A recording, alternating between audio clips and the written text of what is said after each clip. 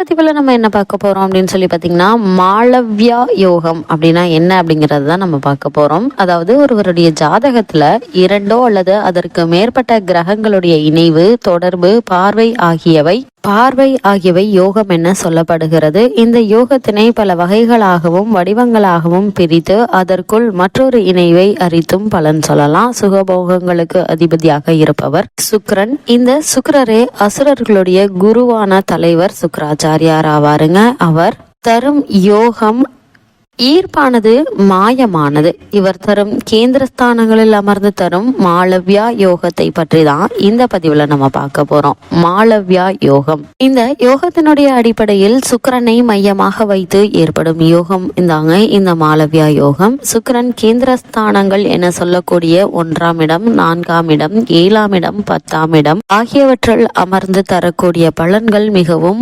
ஆடம்பரமாகவும் அழகாகவும் இருக்கும். பார்ப்பவர்களுக்கு மிகவும் பிரமிப்பை ஏற்படும் வகையில் அமையக்கூடிய ஒரு யோகமாகுங்க. பொதுவாகவே எந்த கிரகமும் கேந்திரஸ்தானங்களில் அமைகின்ற கிரகங்கள் வலிமையானதாக இருக்கும். ஆனா இந்த கிரகங்களுடைய ஆட்சி உச்சம் பெற்று அமையும் போது இன்னும் சிறந்த பலன்களை தரக்கூடியது. மேலும் சுக்கிர திசை அல்லது சுக்கிர புத்தி ஏற்படும் போது இன்னும் சிறப்பான பலன்களை தருங்க.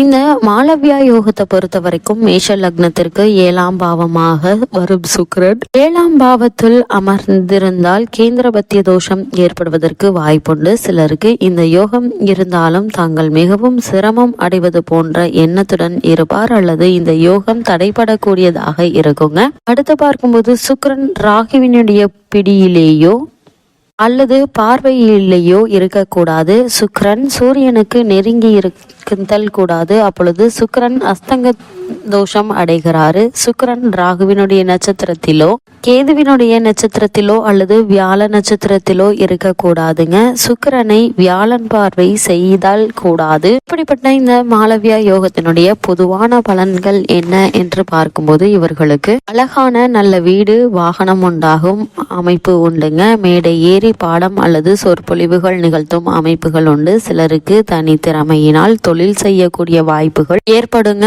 ஜவுளி வியாபாரம், வைர வியாபாரம் செய்யக்கூடிய பாக்கியங்களை ஏற்படுத்துங்க. வாகனங்களை வைத்து செய்யக்கூடிய தொழில் சிலருக்கு ஏற்படுங்க. வீட்டில் கவர்ச்சிகரமான பொருட்கள் சேர வாய்ப்புகள் உண்டுங்க. ஆணாக இருந்தால் அழகான மனைவி, பெண்ணாக இருந்தால் அழகான கணவன் அமையும் அமைப்புகளை ஏற்படுத்துவாருங்க. சிலருக்கு பியூட்டி பார்லர் போன்ற தொழில் செய்யும் அமைப்புகளை ஏற்படுத்துங்க. ஆடம்பரமான பொருளாதார செலவுகளும் வரவுகளும் எப்பொழுதும் இருந்து கொண்டே இருக்குங்க. சினிமா, போட்டோகிராஃபி, மார்க்கெட்டிங் போன்ற தொழில்களில் ஈடுபடும் வாய்ப்புகள் உண்டு. அது மட்டுமில்லாமல் லக்னம் மற்றும் ராசியை அடிப்படையாக கொண்ட மாளவ்யா யோகம் என்ன மாதிரியான நன்மைகளை ஏற்படுத்தும் என்று பார்க்கும்போது மேஷ லக்னத்திற்கு 7ஆம் பாவத்தில் கேந்திரபத்திய தோஷத்தை ஏற்படுத்தி நன்மையையும் தீமையையும் கலந்த பலன்களை ஏற்படுத்துவாருங்க.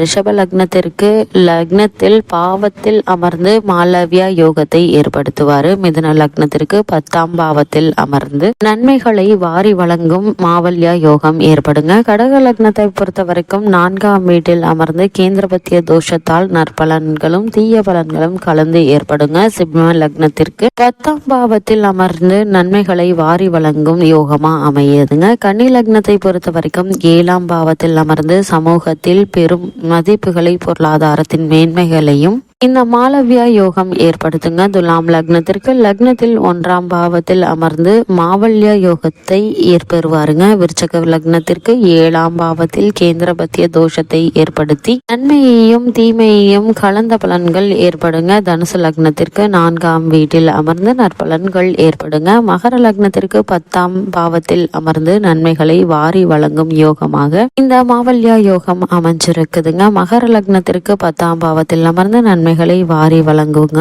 அதே போல கும்ப லக்னத்திற்கு அமர்ந்து கேந்திரபத்திய தோஷத்தால் நற்பலன்களும் தீய பலன்களும் கலந்து ஏற்படுங்க. மீன லக்னத்திற்கு லக்னத்தில் பாவத்தில் அமர்ந்து மாளவ்யா யோகத்தை பெறுவாருங்க.